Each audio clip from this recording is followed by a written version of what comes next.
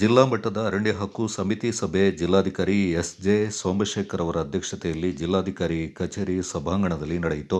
ಸಭೆಯಲ್ಲಿ ಯೋಜನಾ ಸಮನ್ವಯಾಧಿಕಾರಿ ಎಸ್. ಹೊಂದೇಗೌಡ ಅವರು ಜಿಲ್ಲೆಯಲ್ಲಿ ಅರಣ್ಯ ಹಕ್ಕು ಕಾಯ್ದೆ ಅಡಿ ಸ್ವೀಕೃತಗೊಂಡಿರುವ, ಅನುಮೋದಿಸಿರುವ ಹಾಗೂ ತಿರಸ್ಕರಿಸಿರುವ ಅರ್ಜಿಗಳ ವಿವರವನ್ನು ಸಭೆಗೆ ತಿಳಿಸಿದರು. ಸಭೆಯಲ್ಲಿ ಬಾಳೆಕೋವು ಹಾಡಿಯಿಂದ ನಾಗರಹೊಳೆ ಗದ್ದೆ ಹಾಡಿ, ಗೋಣಿಗದ್ದೆ ಹಾಡಿ, ಕೊಡಂಗೆ ಹಾಡಿ, ನಾಣಚ್ಚಿ ಗದ್ದೆ ಹಾಡಿ ಮತ್ತು ಕೊಲ್ಲಿ ಹಾಡಿಯಲ್ಲಿ ಭೂಗತ ಕೇಬಲ್ ಮೂಲಕ ವಿದ್ಯುತ್ ಸಂಪರ್ಕ ಕಲ್ಪಿಸುವ ಕಾಮಗಾರಿಯಿಂದ ಸೆಸ್ಕ್ ವತಿಯಿಂದ ನಿರ್ವಹಿಸಲು ಅನುಮೋದನೆ ನೀಡಲಾಯಿತು.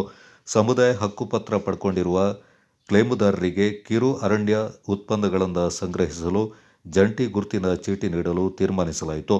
ಹಕ್ಕುಪತ್ರ ವಿತರಿಸಲು ಬಾಕಿ ಇರುವ 22 ಸಮುದಾಯ ಹಕ್ಕು ಅರ್ಜಿಗಳಿಗೆ ಸಂಬಂಧಪಟ್ಟಂತೆ 15 ದಿವಸಗಳ ಒಳಗೆ ಸರ್ವೆ ಕಾರ್ಯ ಪೂರ್ಣಗೊಳಿಸಿ ಸಲ್ಲಿಸುವಂತೆ ಉಪ ವಿಭಾಗೀಯ ಮಟ್ಟದ ಅರಣ್ಯ ಹಕ್ಕು ಸಮಿತಿಗೆ ಸೂಚಿಸಲಾಯಿತು.